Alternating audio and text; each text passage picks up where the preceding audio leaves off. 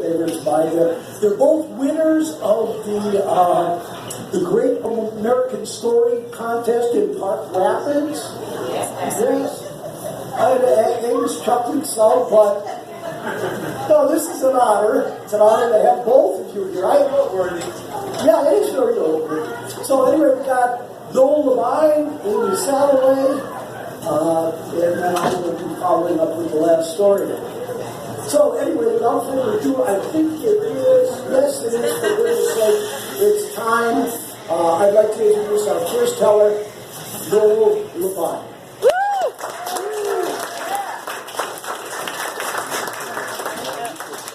Thank you, Richard. Yeah, I also really appreciate having this kind of an audience to tell to. It's so much I've got Noel's phone to record. To an audience that's engaged. I'll just look at you. You look at that a one. nice warm Okay. place with this atmosphere here. I'm in the way. Oh, yeah. There was a long stairways after I opened the door that went down to the backyard. When I opened the door and stepped out into the backyard, there was two pretty stout-looking fellows, very mean-looking, and they said, "What are you doing here? What's your name?" And I said, "My name's Noel Levine." "Oh, you're a damn Yankee." I didn't know what was going to happen. Ladies and gentlemen, I'm going to tell you about times that I have made assumptions, in that I chose to believe those assumptions, and then I acted with faith that those assumptions I made were true.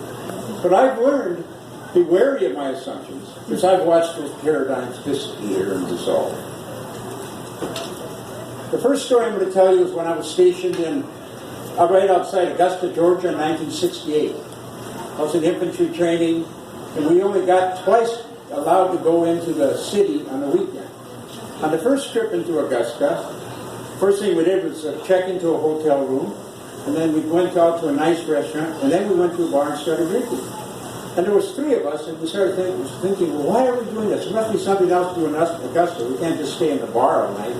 So one of the guys said, why don't we ask a cab driver if there's something that would be interesting for some GIs to do? So that's what we did. And the cab driver said, oh, yeah, go out to the country club. They love guys in uniform. They'll treat you great. So wonderful. So that he drove us out to the country club, but he didn't take us to the front door. He took us to the side door of this great, big, grand-looking building. He said, just go on that side door and go up the stairways and go into a nice bar, and they'll be glad to see you. So we didn't know if we were getting set up or not, but we walked in and walked up, and sure enough, they said, oh, yeah, come on in, you guys. So we went up to the bar, and we ordered a drink, and they started to ask us questions, and there was a baby grand piano in the middle of this room, and they said, do you guys like to sing? And all of us happened to like to sing. We said, sure, we like to sing. So let's stand by the piano. We got a piano player here tonight. And so we sang songs, and they bought us drinks, and we just were having a riotous time. And finally we decided, well, it's time to go. And it was just getting dark out. And they said, well, you don't have to come out, go out the way you came in. You could go out the front door. Well, that front door was a wall. There was a wall of glass, and we could see there was a patio out there. But that also was the front door. I guess we didn't really give it much thought. But at this time of night, it was just black. You know how glass looks black in the evening? And it looked black, so we weren't thinking about too much about it. We just said, okay, and they said, we'll call you a cab. It'll be here in a little while. So we stepped outside, and this was in August. In August in Georgia, in the summertime, it's very warm. And it was still in the high 80s and humid. And there was a swimming pool. So it wasn't a patio, it was actually a swimming pool. So we decided, wow, what we should do is take a dip. Wouldn't that feel good right now? You know, after you've had a few drinks, you don't do big decisions like that real quick. So we took off our clothes, and we jumped in the pool. Remember the great old times? We got out and put our clothes on all sodden, and went and waited when the cab arrived, and there we were, back at our hotel. But 3 weeks later, we got our second pass to go into town. And we did the same thing. We got a motel, we went to a nice restaurant to eat, and then we called the cab driver and said, take us back to that country club. We want to do that again. And so we walked up the stairways and stepped into the bar, and we got a round of applause. They told us that was the best nude show they'd seen in a long time.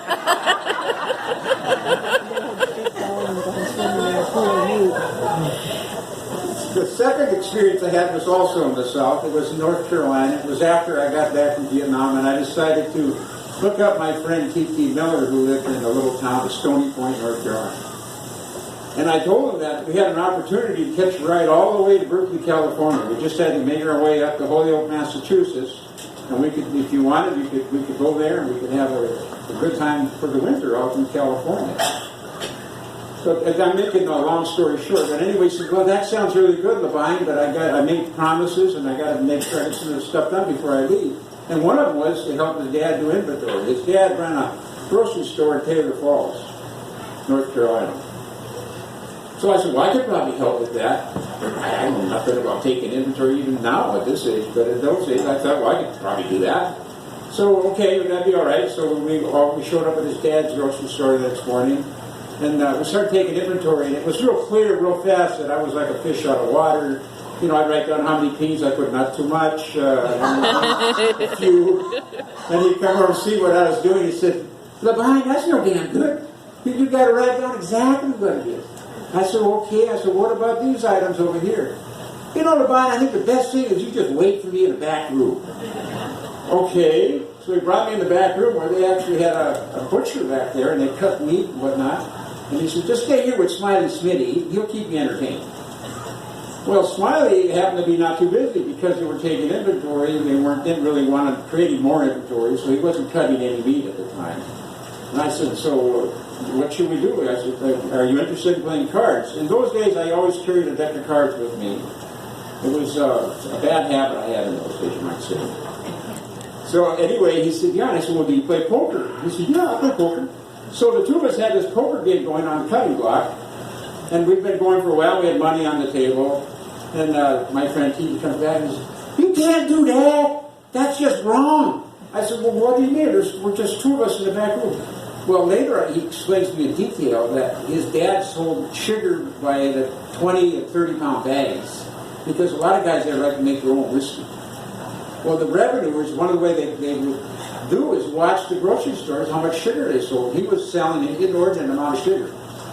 So they were coming around checking on him. So the Federals were coming around checking on him, and he didn't want money on the table, guys playing gambling, because it was against the law. So I understood that. But he said, Levine, I think the best thing to do is to bring you up in the mountains. He said, would you mind staying in a cabin for a couple of days while I get these things done? And I said, no, it actually sounds very good. A cabin up in the foothills of the Appalachians? Yeah, let's do it. So he brings me up there, and he explains to me now, he said, I got to explain to you now that my aunt and uncle don't know that you're up here. So you can't just sit on the porch. You got to be careful. Oh, I can be careful. Okay, it was very charming. It was an old, 200-year-old log cabin. It had water running through the kitchen that was diverted some of the water from the stream. It was very charming, a big fireplace. And I would sit out the first day, as soon as the sun got warm, late morning, I was sitting out on the porch. And all of a sudden a car came down the road, so I quickly ran inside. Figured, I'm pretty fast, he probably didn't see me. And then later that afternoon, it was warm, and it was in the fall, and it was just, how charming it is to walk in the woods in the fall. So I was walking around the hillside, going through this full woods, and all of a sudden another car came down the road, and I laid down. I'm pretty fast, he probably didn't see me. And then a little while later, a motorbike came and pulled right into the yard and came up, got off his bike, and said, I heard there was somebody up here. But it ended up, he was a friend of Tiki's, and we ended up having a long conversation about, over an hour. It was very friendly, and I enjoyed all that. And then a little while, Tiki came up, and he got out of his car, and he said, Levine, what am I going to do with you? I can't even hide you.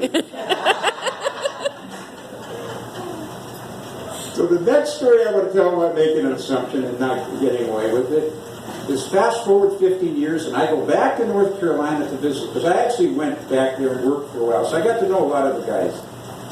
So I get back there, and Titi tells me that they're going to, Mitch's is a place that would open like at 4 in the afternoon and close at 9 o'clock at night. It would only be open for about 5 hours a day. Mitch's philosophy was, no sense staying open too long, because I just get drunk and they start fighting.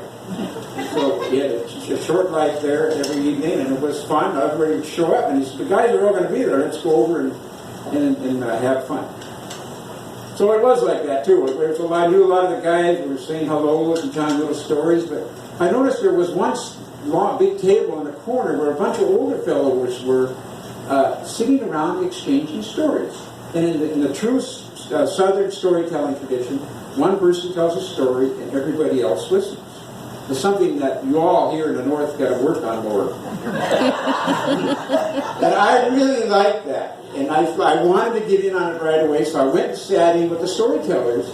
And I waited for my turn so I could tell my story. And then after I told my story, I started looking around, and none of the guys I was there with were there. And none of the ones I had met us there. So I went up to Mitch and I said, well, where's the guys I came in with? Oh, they're all in the back. You just go about, open that door, you go down the stairways, and we step out that door and you see back there. So I go down that long stairways, I open that door, and here's these two great big burly guys. What's your name? So my name's Noel Levine. I didn't say it like that, I said it with a Minnesota accent. But trust me, even with this accent, they know I'm from Minnesota. Well, you're a damn Yankee. I said, I might be a damn Yankee, but I'll have you know, the only relative I know that fought in the Civil War was Stonewall Jackson. I think they were saluted me like I was a member of the regiment.